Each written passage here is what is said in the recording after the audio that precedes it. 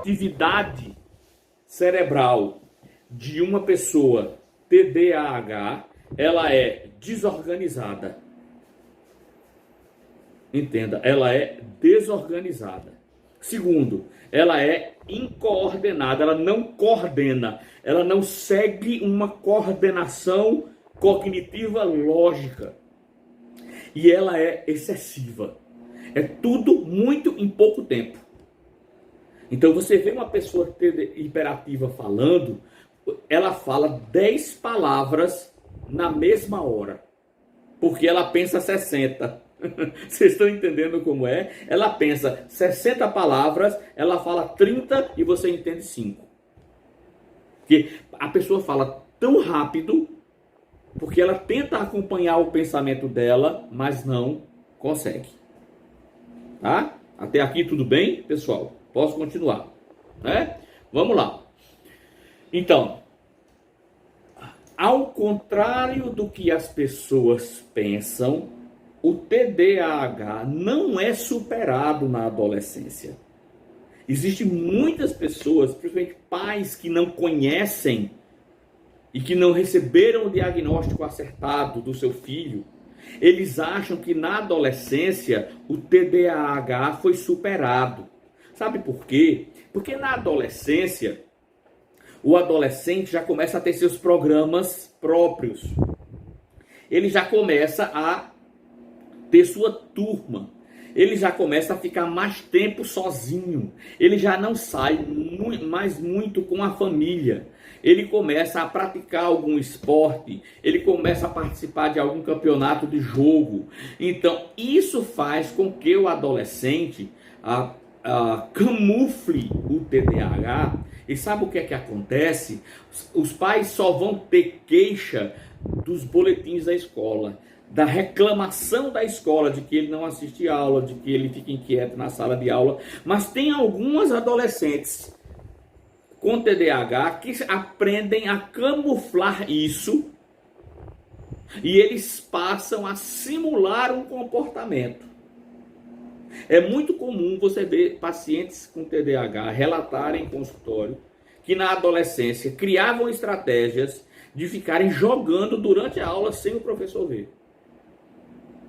De fingir que estão estudando ao computador e os pais acharem que estavam estudando, mas na verdade eles estavam jogando. Então, e aí os pais sentem um alívio, os pais, os cuidadores, sentem um alívio muito grande do comportamento disfuncional de agitação ou de déficit de atenção da infância, que estressava muito. Na adolescência, os pais se sentem aliviados e por desconhecimento ou por comodismo, eles começam a dizer que é muito comum a gente escutar pais em consultório dizendo assim: ai, ainda bem que meu filho era um capeta, agora ele está ficando do jeito que a gente gosta. Mas ele não sabe o que é que ele vai colher quando esse filho precisar se profissionalizar. Vocês entendem isso? Quando o filho precisar se profissionalizar, ele vai sofrer muito. Cerca de 65% das crianças diagnosticadas como portadoras de desse transtorno específico, continuam com os sintomas até atingir a idade adulta. E na idade adulta eu vou falar daqui a pouco. Entende? Eles ficam com o sintoma até atingir a idade adulta. Observa, isso prova que ele não é superado. Ele está lá, só que está agindo de uma outra forma, com outras perspectivas e com outro tipo de comportamento. Certo? O TDAH tem um caráter hereditário significativo. Certo? A predisposição genética foi demonstrada em estudos usando famílias, caso de gêmeos e adoção. Então, existem estudos muito específicos que mostram que o caráter hereditário do TDAH é muito comprovado. Muito, muito. Certo? O diagnóstico de TDAH aumenta até 8 vezes se os pais também tiverem o transtorno. Se um dos pais ou os dois pais tiverem o transtorno, aumenta em até 8 vezes a chance daquela criança desenvolver esse TDAH. Vamos falar um pouquinho do aspecto neuroquímico. Eu senti necessidade de aprofundar isso, porque isso, na minha prática em tratar TDAH em adultos, isso é muito recorrente. Então, olha só, o TDAH, ele é concebido como um transtorno no qual os neurotransmissores catecolaminérgicos funcionam em baixa atividade. Então, vamos lá. A ênfase está na desregulação central dos sistemas dopaminérgicos e noradrenérgicos que controlam. Então, observe. Lembra que eu falei a questão dos neurotransmissores e dos hormônios? A catecolamina, ela é muito importante nisso. Então, nisso vai afetar o quê? A questão dos sistemas dopaminérgicos, dopamina, e a questão do noradrenérgicos, que é a noradrenalina. Porque esses neurotransmissores, eles vão controlar o quê? Eles vão controlar a atenção, a organização cognitiva, o nosso planejamento, a nossa motivação, a nossa cognição, a atividade motora, funções executivas e também o sistema emocional de recompensa. Vocês acham isso pouco?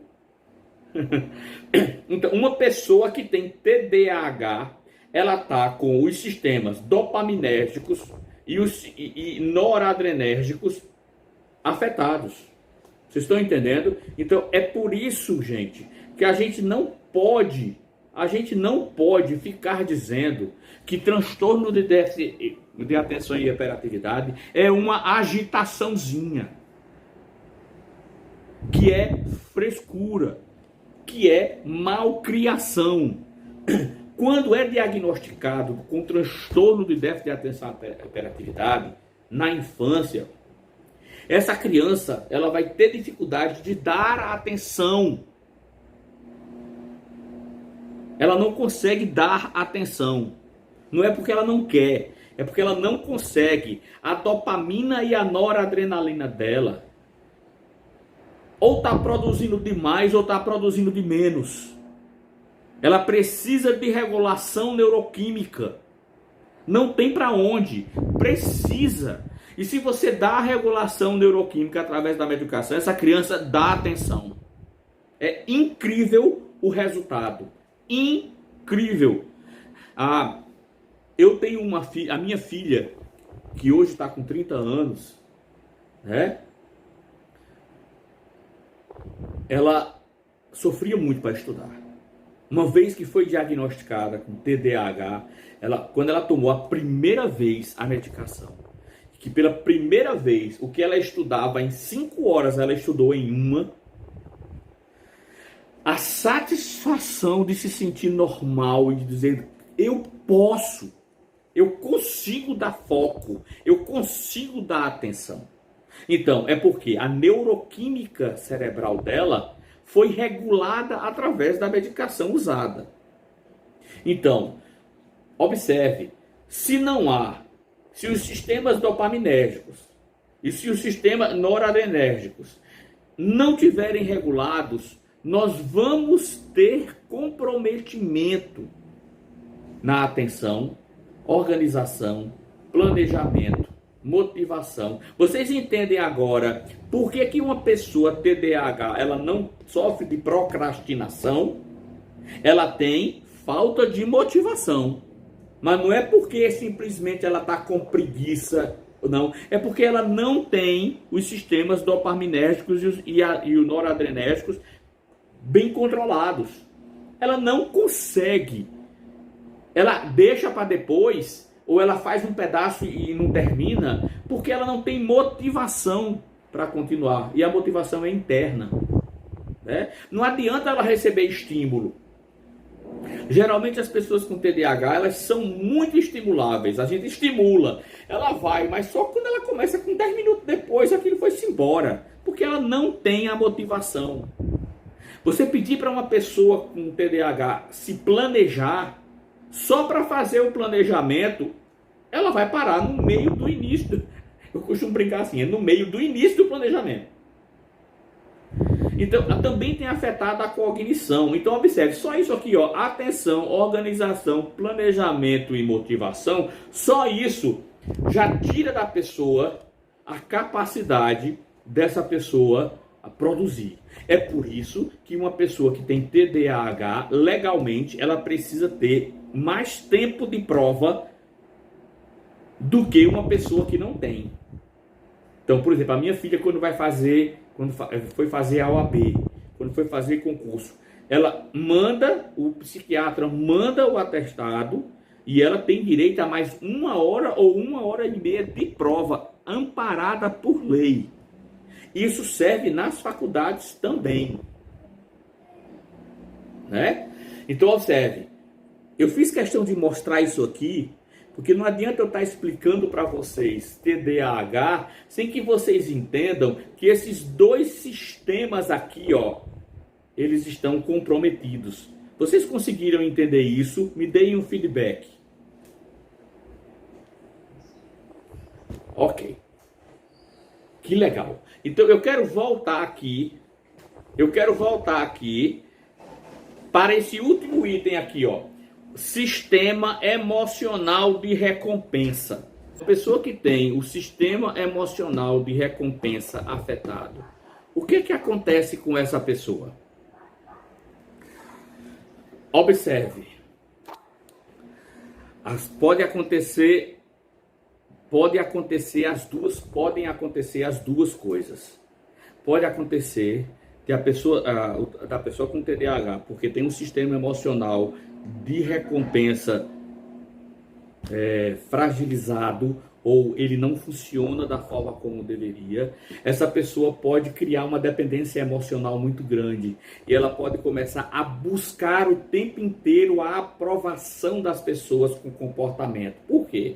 Porque essa criança passou a vida inteira sendo chamada de burra, de incompetente, de traquina, de insustentável, de demônio. É muito comum as pessoas com TDAH a escutarem essas palavras durante a infância. Então essas pessoas, elas passam a ter uma necessidade de aprovação muito grande. Ou elas vão fazer o contrário. Elas criam uma barreira e elas passam a ficar o que a gente chama de crianças e adolescentes e adultos frios, que não estão nem aí para o que os outros pensam. Elas têm uma cognição refreada, elas se tornam antissociais, elas podem desenvolver fobia social, e é muito comum você ver as pessoas com transtornos de déficit de atenção e hiperatividade com outros transtornos ou outros comportamentos por comorbidade. Vocês entendem isso? É muito comum. Por isso que nós psicólogos, quando tratamos de pessoas adultas, e que nós precisamos enxergar alguns sintomas de que essa pessoa tem TDAH, mas elas não demonstram os mesmos sintomas que uma criança tem.